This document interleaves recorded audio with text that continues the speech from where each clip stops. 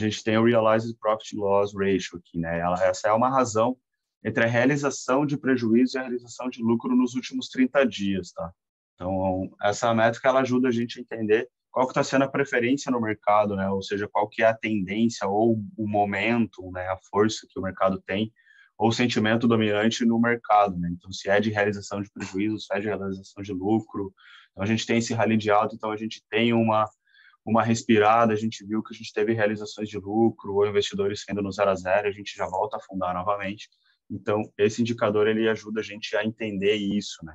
Então, ele traz para nós dois cenários aqui, né? Então, quando a gente tem essas regiões em verdes, a gente está predominantemente em um mercado altista, né? Que iniciou o mercado de alta, aqui a gente teve um rally de alta, depois afundou, né? Que foi o Covid, a gente iniciou um rally de alta novamente.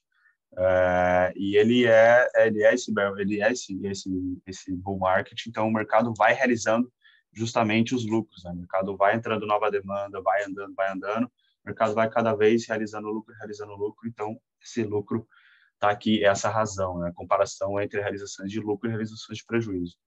E quando a gente está nas regiões em vermelho, a gente está em um bear market, né? Então a gente tem aqui 2018, 2019, né? A gente chegou a ficar 6 meses e meio nessa condição, e era uma condição de baixa liquidez, que é outra coisa que a gente vem trazendo também nas últimas semanas, né?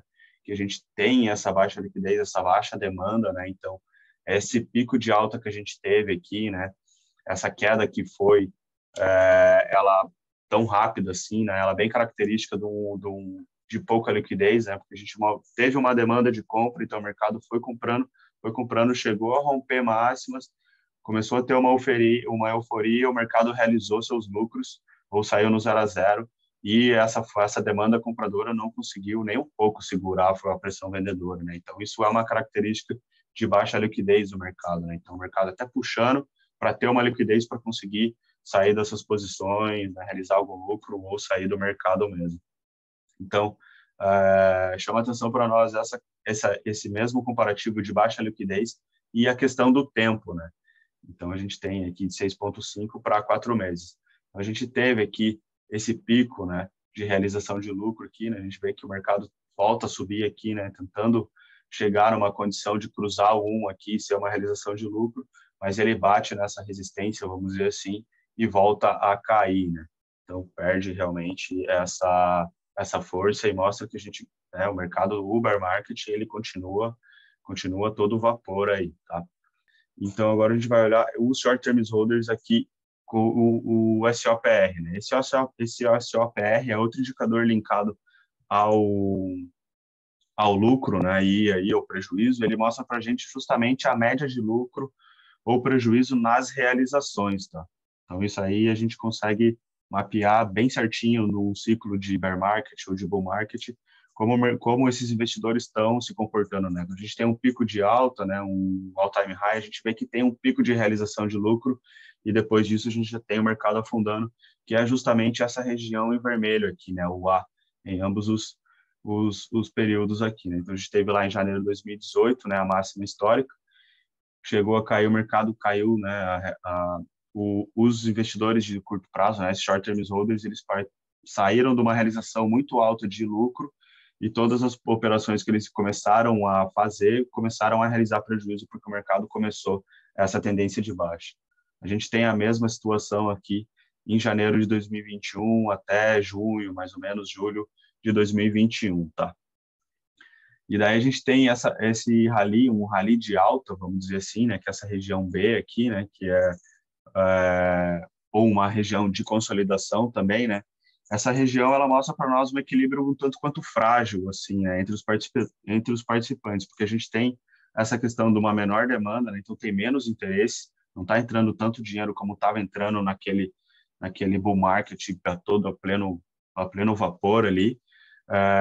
Os holders eles começam a notar isso, né? São investidores que estão olhando isso, então eles começam a ver que está tendo essa diminuição nos volumes, na demanda, e eles ficam só esperando um momento de alta para eles pegarem a liquidez que tem e realizarem esses lucros, né? Então, a gente pode ver que a realização de lucro dos short-term holders aqui, ela foi muito menor, apesar da gente bater máxima histórica aqui, né? Então, foi bem menor. Então, é justamente isso, né? Havia uma demanda menor, haviam menos investidores entrando no mercado, então os investidores de longo prazo, eles acabam entrando e realizando muito lucro, e a gente tem essa característica de marcar um topo histórico e iniciar, né, esse bear market, né? E a gente vê que o SOPR ele vai ficando cada vez mais fraco, né? Ou seja, os investidores eles vão cada vez realizando menos lucro, cada vez menos lucro, começam a entrar em regiões de prejuízo, e aí a gente tem os eventos de capitulação, que a gente entra nessa região C aqui, né? Que é uma região pós-capitulação. É uma região que a gente começa a tender a ter uma exaustão de realização de prejuízo, né, após esses eventos de capitulação, e então essas realizações elas começarem a fazerem fundos ascendentes, né? Então ele chama a atenção que para nós de janeiro de 2019 a gente tem essa linha pontilhada preta mostrando justamente isso, esses fundos ascendentes, e a gente tem aqui na condição atual do mercado a mesma situação, né? A gente teve uma realização bem forte de prejuízo aqui em junho, e depois o mercado chegou a ficar na região do 1 aqui, né, tradando nessa região das máximas aqui do 22 a 24, então muitos investidores realizando realmente as suas posições no 0 a 0, vamos dizer assim, e agora a gente afundou, o mercado voltou a cair, mas a gente ainda tem um fundo um pouco mais alto, né? Lembrando que esse indicador ele traz para nós de domingo, né? Então a gente teve essa condição hoje, então provavelmente esse OSOPR ele chegou a cair mais aqui do que ele está aparecendo no gráfico hoje. Mas tem essa repetição de padrão aqui, da gente ter um início, né, essas realizações de prejuízo, elas serem cada vez menores, né?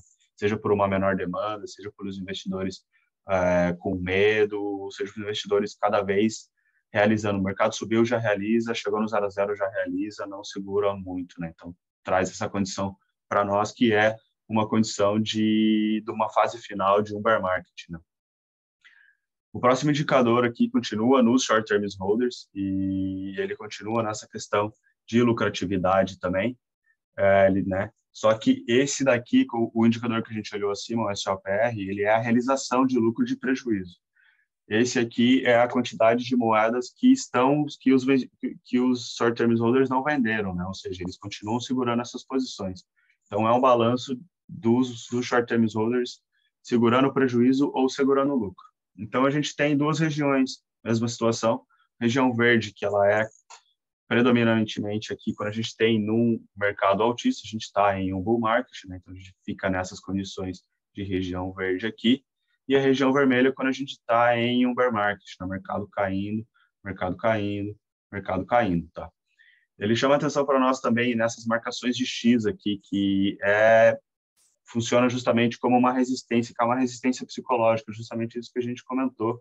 O investidor chegar em um 0 a 0, comprou, passou calor, comprei nos 22 mil dólares, o mercado chegou nos 18 ali de novo.